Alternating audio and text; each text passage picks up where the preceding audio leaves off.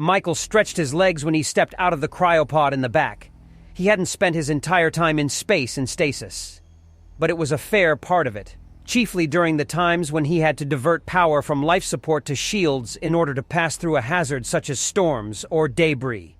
The rest of the time he enjoyed reviewing transmissions of entertainment media, such as watching the current Vulpine champion, Inari, and her towering Ursian partner. I wonder if I could beat either of them now. He'd asked himself that many times over the years, but now? Probably. Not even they have both genetic and cybernetic modifications. But idle thoughts aside, he did what he could to maintain his fitness, push-ups, jogging in place, gravitational alterations to increase pressure, and making use of the ship's molecular assembly machine to produce healthy meals. Entertainment in the form of books and xenomedia were plentiful, but when he wanted peace in his soul, Michael would spend hours looking out at the endless stars amidst the vastness of space. In this way, he was at his ease for even a solo journey of weeks, until the Starship Venture's hail came in over the ship's comm system. "This is the Starship Venture. Please identify the reason for your intercept course." Michael hit the comm display and seated himself at the pilot's chair. "This is Second Lieutenant Michael Walker. Identification code 12335584440. Intercept purpose is to report for duty. Transmitting order, confirmation, and synchronization code now." There was silence as the linking display, a pair of chain links going from a broken red to an intact green, blinked, and then halted in the solid bright emerald shade. Orders confirmed. Slowing ship to impulse and maneuvering for docking position. Report to Captain Spillman immediately. "Acknowledged," Michael answered, and then cut the transmission off. It wasn't long before the ship loomed in front of him. It was a unique split design with a long central core to which many spheres were secured above and below. The metal was gray, indicating it wasn't the latest design. That's no surprise, Michael thought. It wasn't exactly a warship. If anything, it was closer to a military junker. He pulled up the specs on the holographic display, and the three-dimensional rendering appeared in front of him. He placed his hands on the upper right and lower left image corners and then spread his arms out at an angle to expand it, then touched his fingers over the slow-rotating ship sections. The computer spoke up. Sphere Alpha 1, living quarters for officers, consisting of one bed, one table, 2 chairs, 1 computer display, and storage for clothing and personal items. Each room is 15 by 15 meters. Sphere Alpha 2, recreational area containing 3 virtual reality simulators and a subspace download terminal for drawing, reading, audio, or visual media when the Venture has come within reach of a Nexus transmittal point. Sphere Alpha 3, gymnasium for common use, containing adjustable resistance training equipment in fixed positions, as well as treadmills of indeterminate number. Sphere Alpha 4 through Alpha 8, enlisted crew quarters. Rooms are shared with 2 to 3 members, each and are 10 meters by 8 meters. Spheres 9 through 12, engines, supply and logistics, security and armory stations. The remaining spheres are all machine storage, launch bays for shuttles or cargo holds. Michael pulled up his orders as he came into proximity with the ship. Per standard protocol, they remained encrypted until he was in proximity to his assignment. Thanks to his own connections, he already knew, but opening them was an expected formality. Survey, study, and scavenge summed it up. The 3 S's in the word boring. He closed his eyes and took a long, slow breath. Part of him had hoped for something more.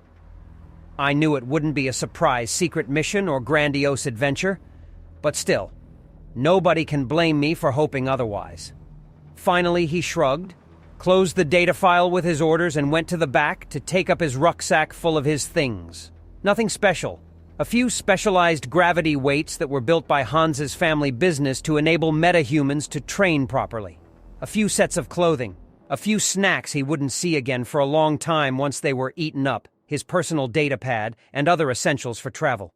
Then he waited. The ship sailed through the sea of night until the round sphere near the back of the ship began to split open, and his shuttle began its auto-descent. The bay was bereft of people, though there was equipment laid down and secured in place. The ship rumbled a little as the magnetic guidance system on the ship began to jostle the ship a little. Michael frowned a little. It should be smoother than that, he thought as he was jolted a pace away from where he stood. His arm came up automatically to stop himself from striking the wall of the shuttle, and his brow furrowed with increasing annoyance. He waited until the shuttle came to a halt and the computer announced, "Atmosphere restored. Depart at your leisure." He tapped the red icon on the wall of the shuttle, causing the door to lower and stairs to emerge, leading down to an empty bay. He looked around after exiting his shuttle and frowned. The bay was empty. Someone should have come in here to greet me, even if it's not an officer, at least an enlisted soldier to act as a guide. What? I'm supposed to find my way myself. He wondered, and for a moment he stood there in idleness, watching the steel door on the far side of the room. When no one emerged, he shrugged and approached the door. He pushed his hand against the black pad, and it slid open sideways into the wall. A moment later, it rattled a little as it did so. The metal clattered against the interior track as it went open, and then again as it closed behind him. "Computer, captain's office, directions," he said, and a garbled, robotic voice came on. "Follow green light." A light on the ceiling flickered green for a moment before its glow became solid. Another problem. What's with the maintenance here? He wondered and walked the empty hall, following the lights past closed-off doors, some of which showed marks of battle damage, while others, it could have just been ordinary damage, born of time. Gouges, scratches, dents, and the occasional little hole. In short order, flickering and nearly failing lights or no, it was enough to get Michael Walker to where he needed to go, and he found Captain Spillman waiting for him. Michael snapped off a quick salute, bringing his canted hand up to his eyebrow. "Sir, Second Lieutenant Michael Walker reporting for duty." For a moment, the captain said nothing. He did not even return the salute. He just looked Michael over, and Michael looked back. Spillman had a long, bridged nose at the center of his face, a dark beard that was joined with a mustache that was all neatly trimmed. His dark hair was cut close and styled in a slightly rounded fashion atop his head, and he had deep-set hazel eyes. A narrow face, and it was fair to say that his build was so slight that, in Michael's view, my big sister has more bulk than he does. Still, the eyes were keen and steady, and that said something for him. Finally, as if it begrudged him to do it, Captain Spillman returned the salute, allowing Michael to drop his own. "Captain Nathaniel Spillman, welcome to the Starship Venture." "Thank you, sir. I'm eager to get started," Michael said truthfully, but the captain didn't answer right away. Instead, he tapped a panel on the black metal desk at which he sat, and a file display came up. Nathaniel looked from it to him and back again. "Is it really true?" Nathaniel asked. "Sir," Michael asked in return, and cocked his head. "Are you really one of the metahumans I've heard about?" he asked with a little frown. "Yes, sir," Michael answered. "Cybernetic enhancement was added to me shortly after I turned 16. Meta-enhancements began when I was 9 and were added by Dulamisa and human scientists and doctors over the course of a year. Is there something wrong with that, sir?" Nathaniel breathed slow and steady. "I'll be blunt with you, Lieutenant Walker. I'm not exactly pleased to have you out here, altering our genome, changing who and what we are, creating a..." He hesitated as though the words were distasteful. "A new species?" Michael offered, but restrained his tongue to keep his tone respectful. "Yes." Nathaniel frowned deeper, as if the corners of his mouth intended to completely flee his face by diving off his chin. "It's not natural, and I'm not comfortable with it, or with you."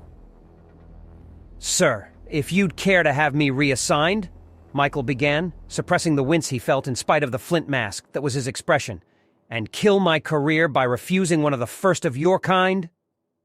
Nathaniel didn't laugh, but he said it as if it had been a joke, then shook his head. "Even if I didn't have to worry about that, this is a dangerous area of space. I can't turn down help.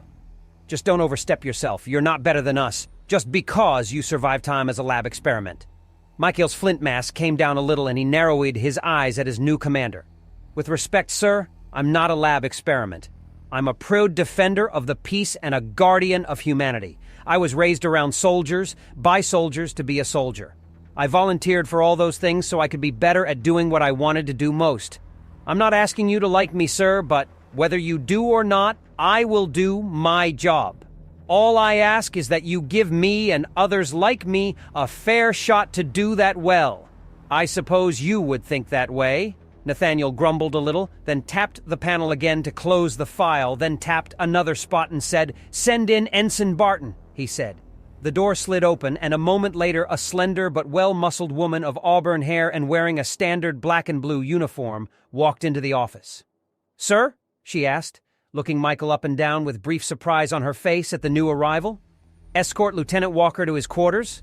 We don't have a ready officer's quarters, so he'll have to carve out some space in the enlisted quarters. Help him get settled in and present him with the ship's itinerary." Captain Spillman's words had the taint of dishonesty, and for a moment when Michael looked down at the slender, round-faced woman with her tight black hair, he saw the telltale face of someone about to object. Good. Michael got in his words ahead of her, and then added while looking at her, "I'll be in your care," he said with a polite nod.